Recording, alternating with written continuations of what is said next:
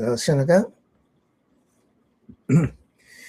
Entonces, lo que estoy haciendo en esta sesión es poner información que es de Occidente, pero de personas de muy alto desarrollo de conciencia, que dieron con estos códigos y los utilizaron de manera magistral. Entonces, por eso puse esta imagen del cóndor y el águila volarán juntos, porque la profecía de 500 años dice que justamente la información que estaba en Occidente, trascendental, ¿cierto?, se va a unir a la tradición de los 8 códigos. Es una profecía que de alguna manera estamos cumpliendo, ¿cierto?, en este momento. Entonces, la visión que vamos a tener hoy día de los códigos va a ser un poco diferente a aquella que hemos visto anteriormente, porque estamos incorporando en los códigos estos elementos occidentales. Y la primera idea son los símbolos arquetípicos. Estos textos los estoy sacando del sitio web de 8códigos.com, de tal manera que aquellos que quieran ir a mirar ese sitio web, 8códigos.com, 8 con el número, no con letra, 8, un número, códigos.com. Ahí van a encontrar esta información, que yo las traje de allí para mostrársela a ustedes, porque ese sitio web se está actualizando completamente con esta nueva información. ¿Ya? Entonces dice, los símbolos arquetípicos que el psiquiatra Carl Jung atribuye a los pueblos antiguos y que aparecen en mitos, fábulas, y a veces también en sueños por la noche, son anteriores a la existencia del ser humano. No provienen del inconsciente. Aquí hubo un error, obviamente, de Freud y de Jung, que hablaban de estos símbolos. No provienen del inconsciente, sino de un plano trascendente. Su propósito no es disfrazar traumas, resolver conflictos o equilibrar la psiquis. Como dijeron ellos, ¿cierto? Freud y Jung hablaron de que los símbolos arquetípicos tenían ese objeto, sino actuar como ideas creadoras con energía transformadora para la vida de un ser humano, tanto en su alma, en su mente y en el mundo material. ¿Por qué hemos hecho esto? Porque no estamos criticando a Jung para nada, yo lo elogio a él porque fue un hombre muy intuitivo. En su época yo creo que él no pudo ir más allá, en una época que había bastante presión del mundo científico sobre él, y además tampoco quizás tuvo toda la información ya para poder entender realmente qué estaba pasando con estos símbolos arquetípicos. Por lo tanto, no es una crítica, es más bien completar información para que las lagunas que él tuvo o que produjo en sus escritos no sean las lagunas de la humanidad, sino que realmente podamos completar información que él no tuvo o no quiso dar a conocer.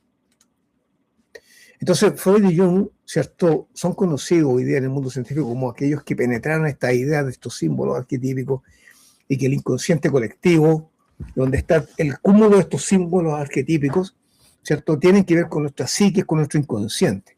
Y ahí está el gran error, porque no tienen que ver con nuestra psique, tienen que ver con un plano más trascendental, que es el plano del espíritu, el plano del alma. Entonces, también estos símbolos tienen como objeto entender nuestra propia vida.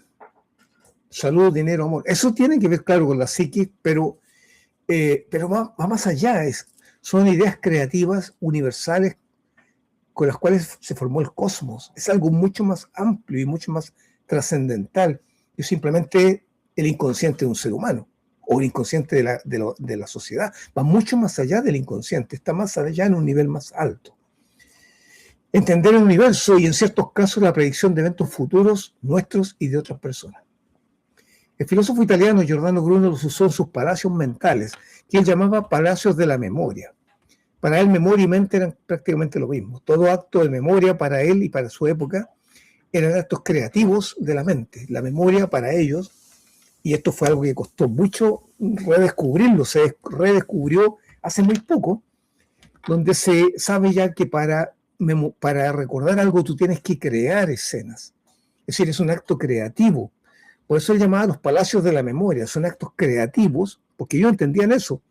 Y se produjo una laguna en ese conocimiento también hasta hace poco, hasta el año 70, 1970 aproximadamente, donde se vuelve a descubrir esto, que los recuerdos, al recordar algo, al imaginar algo, tú estás creando, no estás extrayendo información de algún lado, estás formando imágenes, formando con tu mente nuevas creaciones. Lo usó entonces Giordano Bruno en sus palacios mentales para transformar la naturaleza humana. El objetivo que él le dio fue mucho más trascendente, señalando que los pensamientos que pones en tu mente, en aquello te transformas.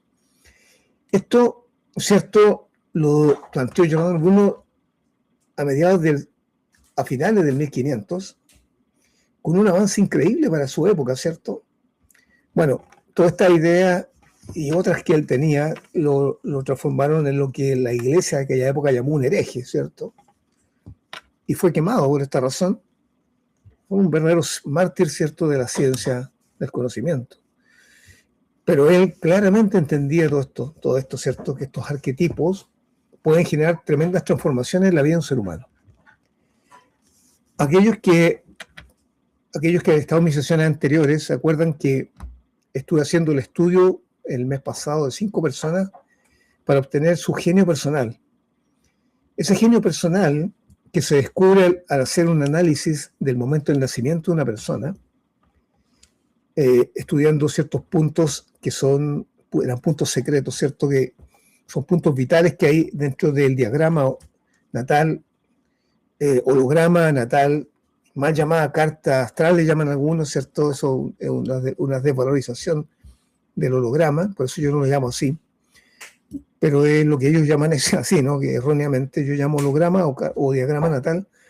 En ese diagrama natal uno puede encontrar cuál es el genio personal que uno tiene, y ese genio tiene figuras arquetípicas que cuando uno medita en ellas, lo pone en contacto con esas energías que vienen de ese mundo de las ideas o arquetípico, que es el mundo creativo del universo. Por lo tanto, la persona recibe un impulso extraordinario en su vida, un impulso que no se puede recibir de otra manera, ¿ya? Por lo tanto, aquellos que hice solamente 5 estudios, porque eso me requiere bastante tiempo y no tengo ese tiempo para dedicarle a más personas que 5 cada mes, ¿ya? Este mes está la posibilidad, si alguno de ustedes quiere que haga ese estudio y no se lo ha hecho, de hacerlo, ¿ya? Pero ya estoy haciendo 3, por lo tanto solamente puedo ofrecer 2 estudios más a aquellos que quieran hacerlo. Pero en ese estudio uno analiza justamente cuál es el genio personal, lo encuentra a través de una idea planetaria, que los planetas también son símbolos arquetípicos, ¿ya? Todo el universo está formado por estos símbolos arquetípicos del mundo de la idea. Ya vamos a ver eso ahora al ir explicando los códigos de la vida. Y cuando uno tiene ese símbolo arquetípico, tenemos las figuras arquetípicas que justamente las tomé de Giordano Bruno, que él escribió libros sobre la figura arquetípica del genio personal. Y al usarla, la persona logra un resultado increíble, maravilloso, que no puede conseguir de otra manera en su vida. Satisfacción, éxito, y muchas cosas que es imposible conseguir sin la ayuda de un genio personal, de tu genio personal. ¿Ya? Entonces, hay unos videos que preparé también en esa sesión y están disponibles para aquellos que deseen. Como les digo, estoy ofreciendo solamente 2 estudios más este mes porque ya tengo 3 y no tengo el tiempo suficiente para hacer más de 5. ¿Ya? Bien, ahora sigamos con esto. Así que aquellos interesados, háganle saber a John, ya él les da las explicaciones, solamente 2. Entonces, no puedo más, y el próximo mes seguramente voy a abrir 5 más. Cada vez es así porque es demasiado intenso, es demasiado trabajo y yo tengo que dedicarme a muchas otras cosas además. Bueno, Giordano Bruno entonces lo entendió de esa manera, pero los doctores Milton Erickson, Carl Jung, cierto, Freud, que vivieron durante los años a inicios del siglo XX, y posteriormente el doctor Milton Erickson y Dave Dawson, que fueron grandes hipnoterapeutas, también influenciados por Freud y Jung, usaron metáforas, símbolos y signos también de manera terapéutica en estado de hipnosis para resolver adicciones, fobias, traumas, enfermedades psicosomáticas. Pero usaron nuevamente con una visión bastante más limitada, ¿no?, de lo que son símbolos arquetípicos, trascendentales. Lo usaron justamente para resolver problemas emocionales, problemas de la mente, ¿cierto? Y usaron símbolos a un nivel inferior, la verdad, creados por la mente inconsciente que está por debajo del plano trascendental del espíritu humano o del alma. Esto quiero que lo entiendan bien porque esa es la gran confusión que hay. Si usted habla con un psiquiatra o hablan con algún psicólogo, ¿cierto?, que ha estudiado Jung o sigue la escuela de Jung o de Freud, psicoanálisis, ¿cierto?, o la escuela de Jung, que es más humanista, trascendental, van a ocupar este es el tipo de idea que ellos tienen, de una aplicación inferior de estos símbolos que son mucho más elevados y mucho más trascendentales, como expresó Giordano Bruno y otros, ¿cierto? Entonces aquí está el doctor Milton Erickson, que fue uno de los profesores que tuvo Bandler, con el cual yo estudié, ¿cierto? Toda el área de la PNL y también de hipnosis, que fue su discípulo, pero ellos le dieron un uso que es bastante desvalorizado desde el punto de vista trascendental, ¿cierto? Que tenía Giordano Bruno, Marcelo Ficino, Cornelio Agripa, Platón, Jámblico y Proclo. Totalmente desvalorizado respecto a la trascendencia que le dieron los demás. Entonces, los símbolos arquetípicos verdaderos fueron tomados como modelo. Este es el objetivo, ¿cierto? Más trascendental para la creación de lenguas primitivas, para la comunicación escrita y hablada entre las personas. En tiempos primitivos, pero muy antiguos, miles y miles de años atrás, civilizaciones muy avanzadas, y algunos dicen, los estoicos, que tienen textos anteriores a los escritos de Platón y de Sócrates, los estoicos hablaban de una época donde el ser humano podía directamente ver estos símbolos arquetípicos porque tenía percepciones más desarrolladas que nosotros. Los códigos de la vida, evidentemente, que fueron desarrollados por personas de ese nivel, ¿no? Porque ese conocimiento no es un conocimiento humano, es un conocimiento que es divino, que es trascendental, que va mucho más allá de una comprensión simplemente intelectual. Entonces, nuevamente, lo que estamos haciendo aquí, ¿cierto?, es estoy buscando acá, la verdadera trascendencia de estos símbolos, ¿ya? Y eliminar ese error que existe, que son solamente usados para terapia o que son usados simplemente para equilibrar la psiquis. Entonces, estas lenguas primitivas que se perdieron, ya que hoy día no sabemos cuáles son, pero sí los autores que yo he estudiado, algunos sabían cuáles son, y hemos hecho una recopilación de estos símbolos arquetípicos, ¿ya? Estas lenguas primitivas tuvieron así una relación con las fuerzas y poderes del universo, representadas por estos símbolos. Estos símbolos no solamente eran símbolos, eran materializaciones de ideas que crean el universo. El objetivo real de los símbolos arquetípicos es actuar como ideas creadoras poderosas, con una energía creativa capaz de generar transformaciones en el alma, la mente y el mundo material, como ocurre con los condensadores siderales. Cuando usamos condensadores siderales, que aquellos que ya han estado conmigo muchas veces no saben que hemos estado fabricando condensadores siderales, los condensadores siderales tienen símbolos arquetípicos todos, que son los símbolos de la creación.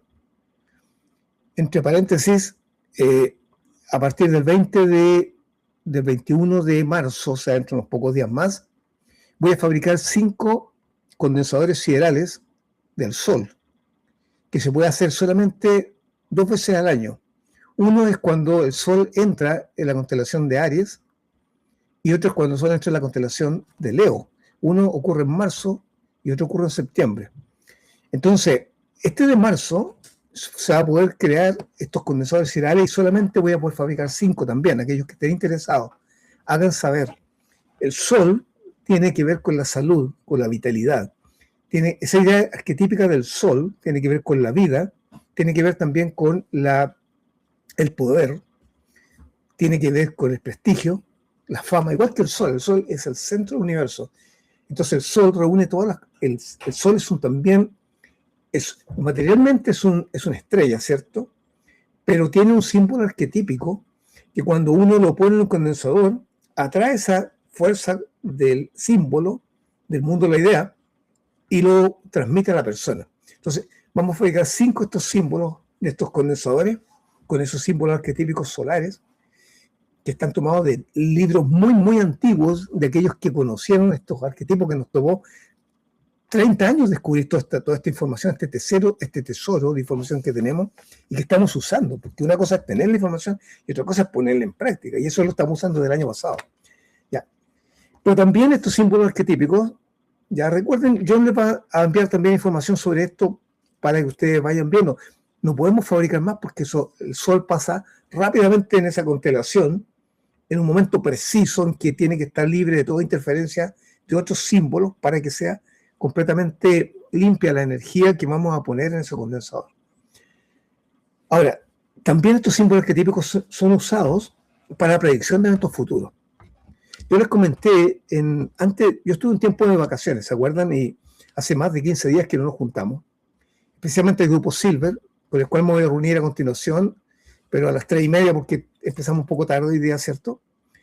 Estuve en esas vacaciones, ¿ya? Pero antes de salir de vacaciones les mencioné que hubo un eclipse que ocurrió el 17 de febrero y luego ocurrió otro eclipse en marzo. El eclipse 17 de febrero, eso está... a ver, el eclipse en sí es un símbolo arquetípico también. No los planetas el Sol y la Luna que se juntan y producen una sombra sobre la Tierra, ¿cierto? Sino que más bien el lugar en que se produce este eclipse, la posición en el cielo, qué planetas son los gobernantes de esa constelación en la cual se unen, todo eso es lenguaje arquetípico, que conocían los sabios de la antigüedad, aquellos que tenían visión directa de los arquetipos, que eran seres mucho más avanzados que nosotros, evidentemente. Nosotros estamos en ese proceso de llegar allá, a ser como ellos, ¿cierto? A través de los entrenamientos. Pero ellos ya habían conseguido todo eso. O fueron creados así, luego tuvieron una caída, pero fueron creados con todo ese potencial.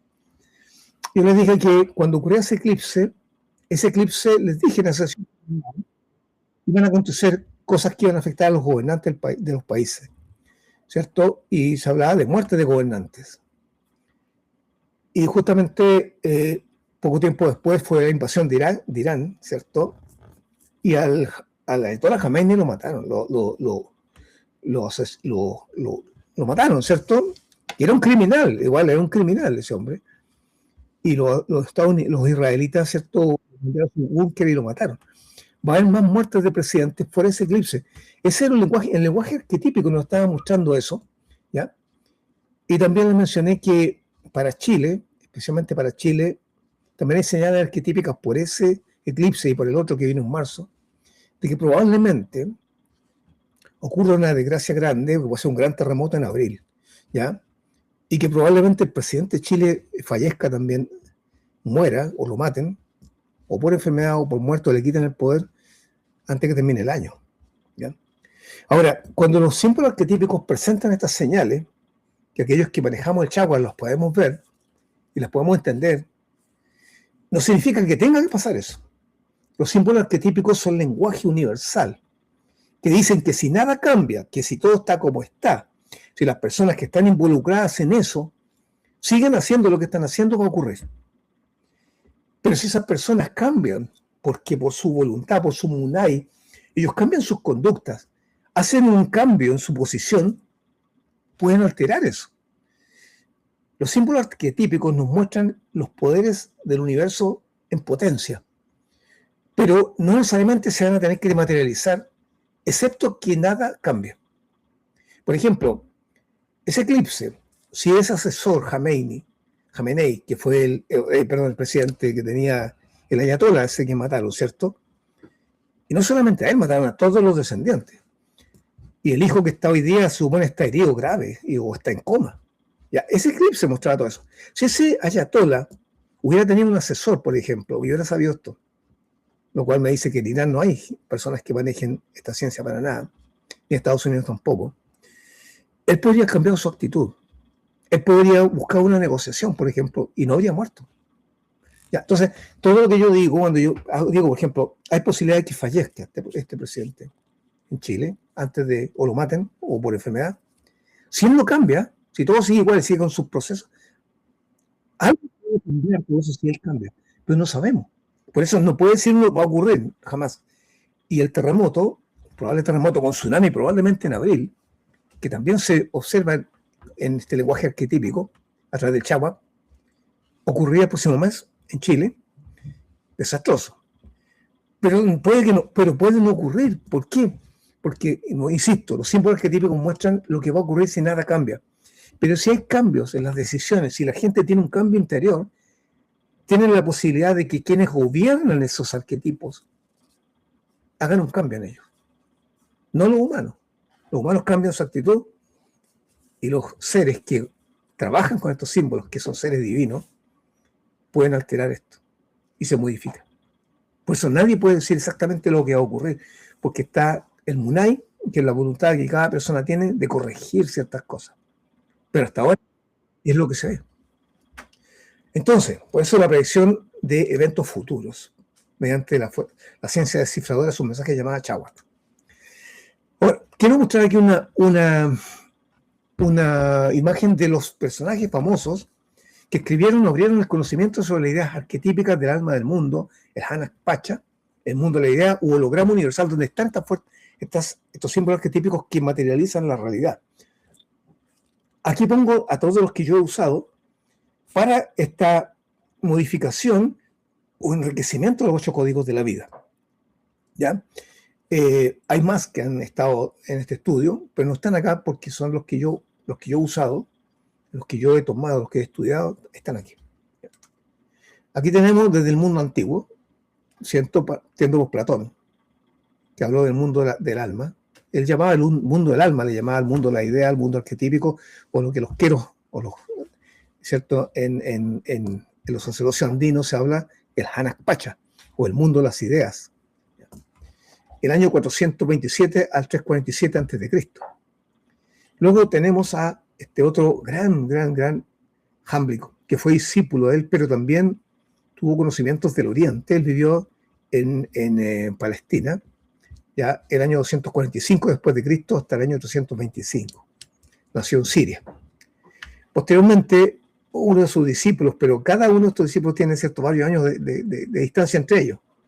Proclo, que vivió el año 412 en Constantinopla, nació y falleció el año 485 en Atenas. Todos ellos escribieron y dejaron textos muy poco conocidos, algunos de ellos en latín, que han sido traducidos recientemente, ¿ya? Y otros desconocidos totalmente por la mayoría de las personas, excepto por algunos eruditos y especialistas que se han dedicado a estudiar el mundo antiguo. Después tenemos un salto grande hasta el año 1400, donde aparece este gran genio, Marsilio Ficino, en Florencia, que nació el año 1433 y falleció el año 1499. Ellos escribieron textos enteros sobre esto. Y yo he tomado la información fundamental tanto para la práctica y la fabricación de estos condensadores, como también para la filosofía que respalda a los condensadores y el enriquecimiento de los 8 códigos de la vida. Después tenemos un salto no tan grande acá al 1535, 1486, 1535, Cornelio Agripa, un alemán, un sabio alemán, que también dejó en sus textos, que estaban también en latín y que fue traducido más o menos en el año 1800 o 1700 a idiomas modernos. Después tenemos a Giordano Bruno, que vivió entre el año 1548 y 1600, del cual yo he tomado todas las figuras arquetípicas para la meditación de estos arquetipos. Y luego tenemos a ellos dos que andaban medio despistados, ¿cierto? Pero que, bueno, andaban despistados, la verdad, o bien no quisieron más, especialmente Jung, que no quiso hablar quizás. Sigmund Freud, que nació el año 1856 y falleció el 39, y Jung, que nació el año 1875 y falleció en 1961. Ellos andaban medio despistados, ¿cierto? Porque consideraban que estos símbolos arquetípicos que habían estudiado estos grandes sabios, ¿cierto? Eran simplemente fabricaciones del inconsciente, lo cual es una desvalorización tremenda. Ellos, Platón, Jámblico, Proclo, Marsilio Ficino, Cornelio Agripa, Giordano Bruno, no habrían podido creer la desvalorización que se estaba haciendo de los arquetipos. De todas maneras, eso permitió un avance, yo no los critico, permitió un avance y permitió abrir el debate, reabrir el debate sobre las ideas arquetípicas del mundo de las ideas, el Hanak Pacha, o el holograma universal, como prefiero llamarle yo, ¿cierto?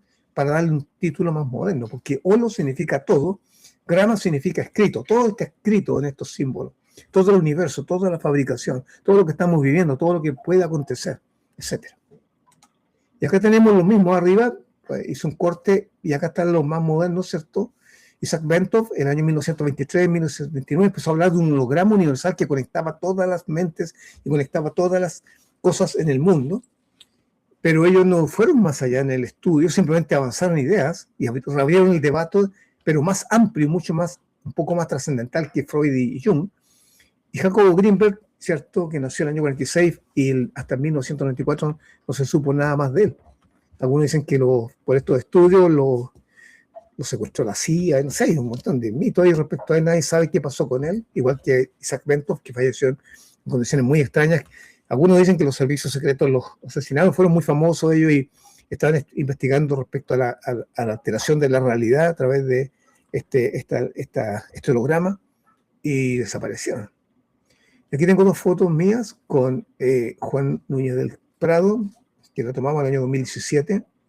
Él es el hijo del arqueólogo que descubrió, él también es arqueólogo y también estudioso de todos los sacerdotes andinos, del hijo del que descubrió los queros, que tenían conocimientos de la Hanas Pacha o del mundo de las ideas, tal como Platón, pero en una latitud completamente distinta.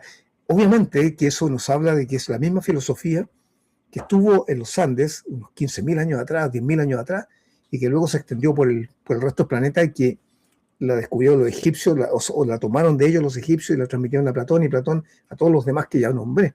Jámblico, Proclo, ¿cierto? Marcelo Ficino, etc. Y aquí otra foto que tengo con un sacerdote quero, el año 2019, cuando estuvimos en Cusco y estuvimos compartiendo información con él, ¿ya? Que ellos sí conocían el mundo, lo que Platón llamaba el mundo del alma, y ellos le llaman Hanas Pacha. Yo normalmente hablo también de Hanas Pacha u holograma.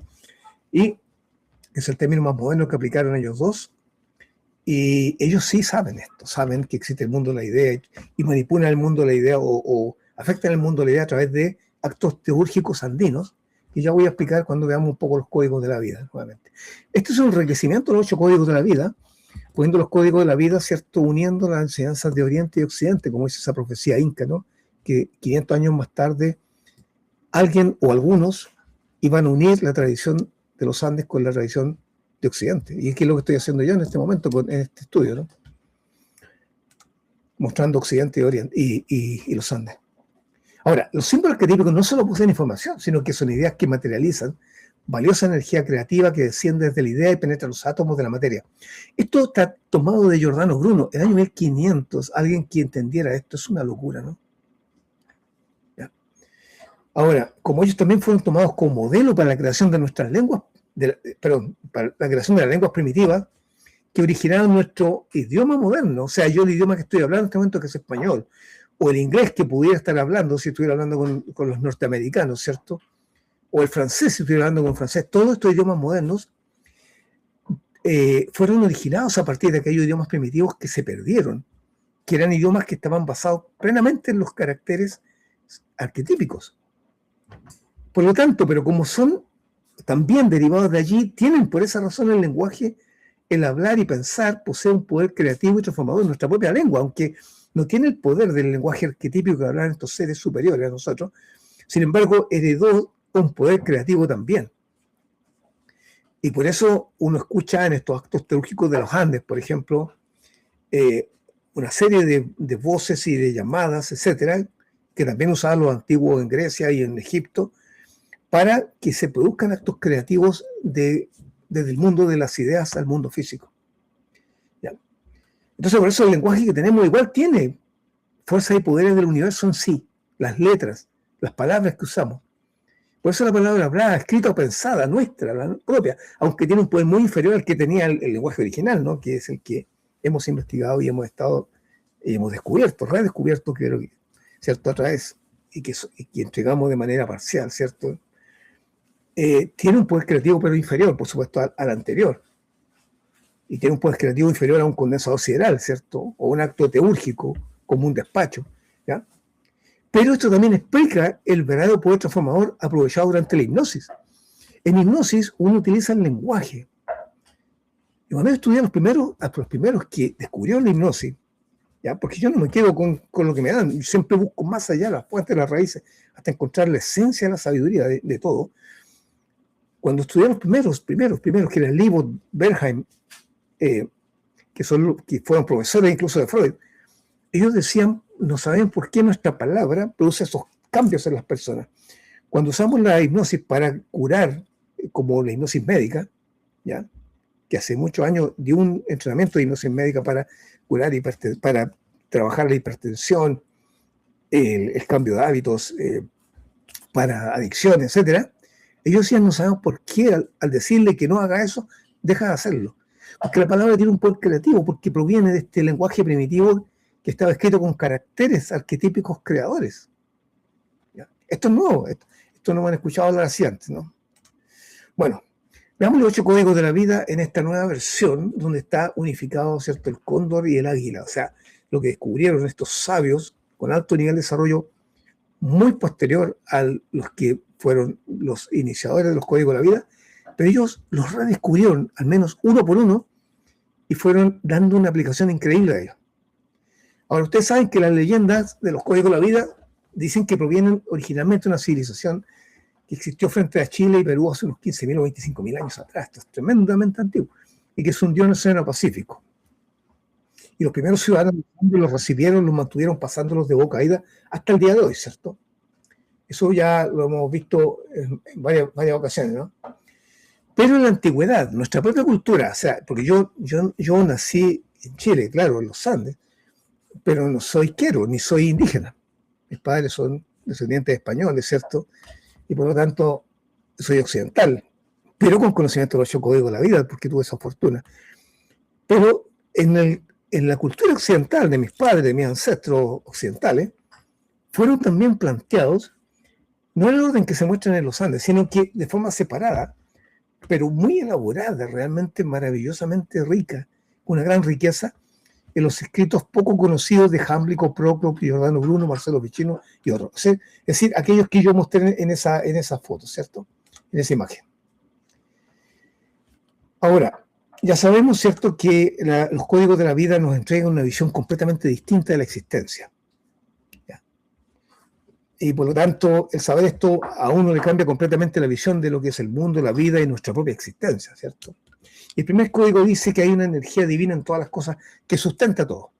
Ya, esto ya lo hemos dicho, pero veamos qué han dicho aquellos que han descubierto esto mismo, pero en Occidente, antes de Cristo y posteriormente, los primeros años después de la muerte de Cristo y finalmente hasta el Renacimiento, porque hasta ahí llegó este estudio. Luego hay un salto enorme hasta que Jung aparece nuevamente pensando en los símbolos arquetípicos, como que los redescubre, pero muy limitadamente. Y luego los queros tenían esta información, sí la tenían ellos, pero nadie los conocía. Hasta el final del año 50 más o menos, aquí en la zona de los Andes, y hasta nosotros hoy día, ¿cierto? Veamos lo que decían estos sabios de Occidente. El ser humano es multidimensional, ellos lo entendían perfectamente bien, y tiene derechos divinos. Al poseer un alma, espíritu y al mismo tiempo un cuerpo físico, es el nexo. O sea, el ser humano es el nexo entre el mundo de lo perfecto y el mundo aparentemente imperfecto de la materia. Somos como un puente, ¿cierto? Porque estamos constituidos multidimensionalmente. Ahora, por tener un alma espíritu, debiera estar experimentando un estado constante de alegría, porque el mundo del alma y del espíritu es un mundo de alegría y de dicha. Pero al estar hundido en el cuerpo, experimenta constante temor existencial y sufrimiento que generan infelicidad. Estas ideas son de Proclo y de Jámblico, esos filósofos del año 400 después de Cristo. Bien. Déjenme ver una cosa acá, permiso. Sí, estamos grabando, estamos bien. Ya. Entonces, un segundo, estoy viendo acá. Ya. Se me tira a perder un poco la imagen. ¿Siguen viendo la imagen que estoy transmitiendo? Háganme saber si alguien me puede comunicar si se sigue viendo la imagen o se perdió. Alguien me hace saber. Todo bien, ya. Soy yo entonces el que se me perdió a mí la imagen. Permítanme un poquito.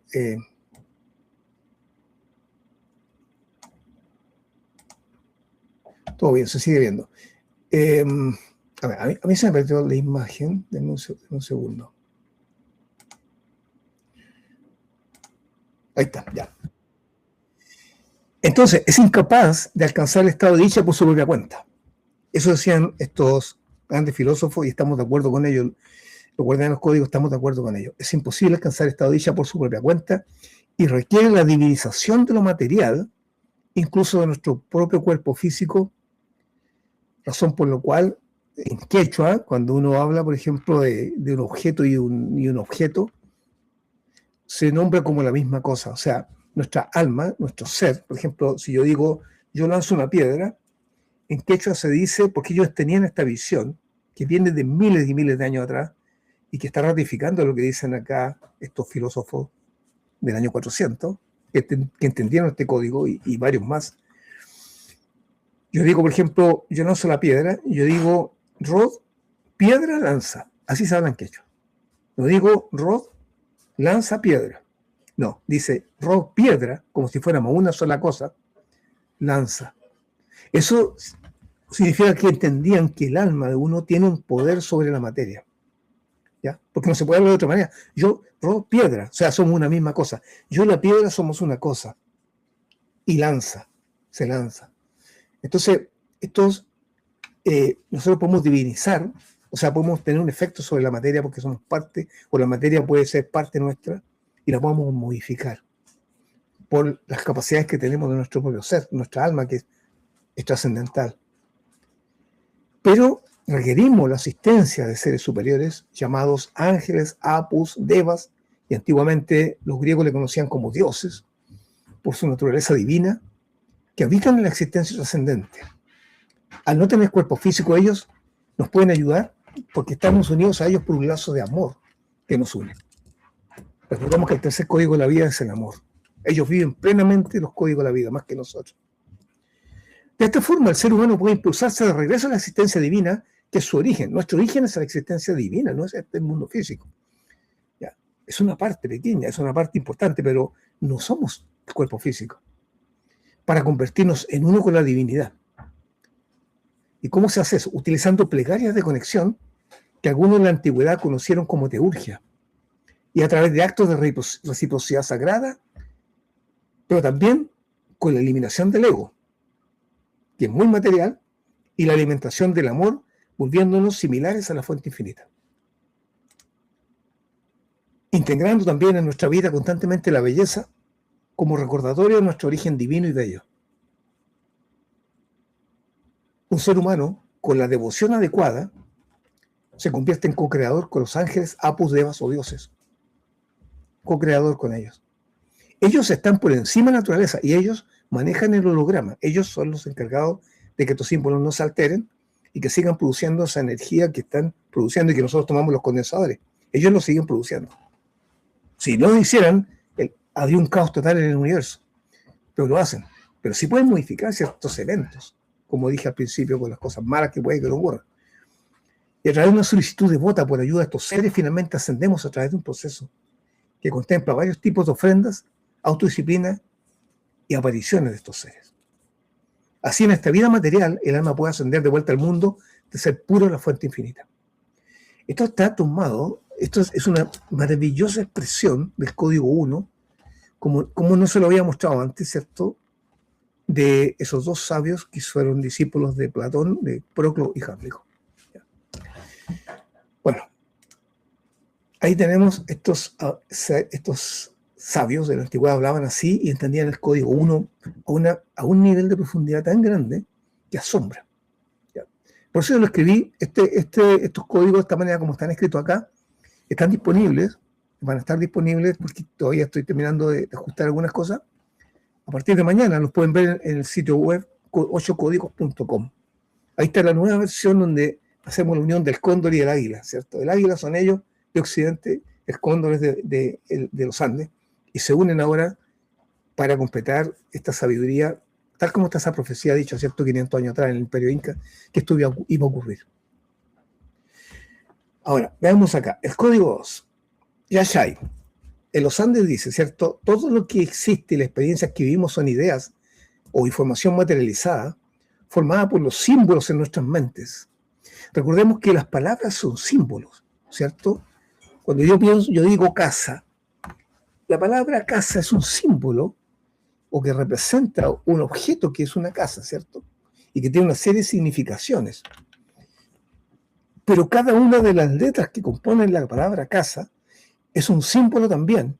La C, la A, la S, la A. Y en inglés house, ¿cierto? Sería H-O-U-S-E. Es un símbolo, la palabra en sí, y cada letra es un símbolo también, que como proceden de un mundo que es arquetípico, que es el que forma el universo material, todo, los árboles, los animales, todo formado por a nosotros mismos, nuestros destinos, bueno, lo que puede ocurrir en nuestras vidas, que nosotros también hemos colaborado con eso por nuestros actos. Todo eso viene del mundo arquetípico. Nuestras palabras fueron formadas de un lenguaje previo que dio origen a este lenguaje moderno, a la palabra casa en español, que tiene poder creativo porque viene de esos símbolos arquetípicos. Y por lo tanto, cuando los ponemos en nuestra mente, generamos cosas en nuestra vida, emociones, generamos actos, generamos eventos, materializaciones. Entonces esto dice, todo lo que existe y que vimos son ideas o información materializada formada por los símbolos en nuestra mente, del lenguaje, o en la mente de otro, que hizo algo que está apareciendo en mi vida, o del creador o fuente infinita, a través de sus ángeles, apus, devas, dioses, llámenle como quiera, que son los que manejan o administran este holograma. Lo que vemos en el mundo físico son efectos, no causas, como las sombras proyectadas por los objetos y no los objetos en sí. Eso dice, cierto, en los Andes. Ahora, esto dice la tradición de Occidente respecto a este código. Los seres divinos emanaron el cosmos, o sea, el holograma, y crearon el Anakpacha, alma, el mundo, la idea, e implantaron en ese proceso varios símbolos arquetípicos divinos que usaron en la formación de la existencia, lo que vemos ahora, que pueden ser activados por actos de devoción en el código 1 de la vida. Eso lo agregué yo.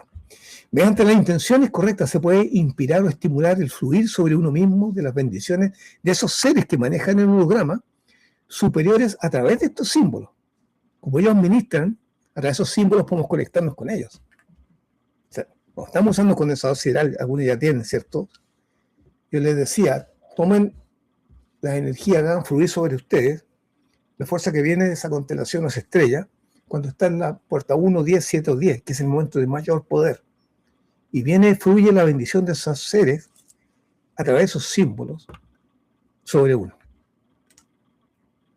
Los primeros humanos eran superiores a los actuales, tenían sentidos superiores, perceptivos superiores, capaces de captar la naturaleza del cosmos y de la vida humana, y pudieron entender y tomar conocimiento de aquellos símbolos. O sea, alcanzaron la sabiduría de los dioses, ¿cierto? Con los cuales fue creado el cosmos y la existencia. Ellos pudieron entender estos primeros seres humanos. Nosotros estamos redescubriendo esto y lo estamos usando como ellos.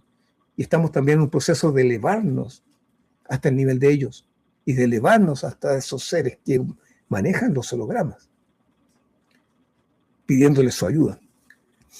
Y tuvieron una comprensión profunda y poderosa de la realidad de estos primeros seres humanos creados tan perfectos, antes de que cayeran y llegaran a ser lo que somos nosotros.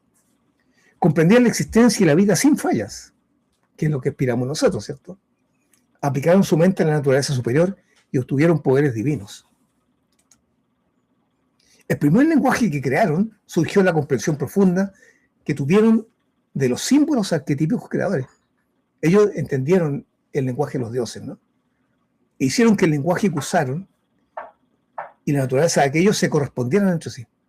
Por eso ese lenguaje primitivo es un lenguaje de poder absoluto, es un poder creativo, el poder de la fuente infinita. Su lenguaje fue estructurado teniendo como modelo las fuerzas y poderes del universo, que eran capaces de entender por percepción directa y usar cotidianamente. Las letras y el alfabeto de aquellas lenguas fueron símbolos que algunos, como Freud y Jung, llamaron símbolos arquetípicos universales, pero no se valorizaron completamente, ¿no? Bueno, los caracteres, letras y alfabeto del lenguaje original representaban fuerzas y poderes del universo, de la existencia, las ideas e información con poder de materialización con los cuales se formó todo en el cosmos, pasando a los átomos y partículas, creando la realidad que conocemos. Esto es mayúsculo, ¿no? Lo que estamos hablando acá es mayúsculo. Y yo se los quise compartir a ustedes para que ustedes salgan del mundo ilusorio, ignorante, oscuro, irreal, en que todos los seres humanos de Occidente viven, ¿no? Este es un conocimiento trascendental. Los códigos de la vida tienen estos secretos dentro de ellos profundamente incrustados, ¿cierto? Pero esta es la primera vez que hacemos esta unión entre el cóndor y el águila, ¿no? Occidente y Oriente uniéndose a través de estos códigos. Estos símbolos poseen la capacidad de generar profundas transformaciones en nuestra alma. Así lo usaba Giordano Bruno, aquellos a los cuales le hemos hecho el estudio del genio personal. Yo le envié, junto con el descubrimiento del genio, le envié todos los símbolos en los que tienen que meditar. Son símbolos arquetípicos todos, que Giordano Bruno puso en sus libros. Debemos darle una gracia enorme a Giordano Bruno, porque no podríamos tener esos símbolos si no fuera por ellos. Y a Cornelio Gripa y a varios de los que están en esa imagen. Estoy profundamente agradecido a ellos por el trabajo que hicieron, incluso de martirizarse por nosotros, ¿cierto? Para poder transmitir esta sabiduría y que haya llegado hasta nosotros y que tengamos la fortuna de poder entenderla gracias a lo que ellos dejaron, incluso a costa de su propia vida. En algunos casos, dice, permite la predicción de eventos futuros usando la ciencia llamada Chawak. Nuevamente, esto es una repetición de que nuestra lengua original, ¿cierto?, viene entonces también con esa impronta mucho menor, ¿sí? El idioma español no tiene el poder tan grande que tenía el idioma arquetípico de estos seres, no, pero lo posee igual. Por eso dicen, ¿cierto?, que la palabra escrita crea realidades, y por eso también podemos usar nuestro propio lenguaje, que es un lenguaje anémico, por decirlo así, comparado con el símbolo arquetípico mismo, el lenguaje original, pero que aún anémico tiene poder. Es como ser hijo de un gigante y que no nos seamos tan grandes, pero todavía somos grandes y podemos hacer cosas casi cosas como un gigante. El lenguaje nuestro tiene poder creativo por esa razón. Si recuperamos aquellos símbolos arquetípicos universales, su correcto entendimiento, podremos entender la existencia, hacer uso de ellos con su gigantesco poder creativo y multiplicar el poder transformacional y materializador en nuestra vida. Ya lo estamos haciendo, ¿cierto? Con los condensadores siderales.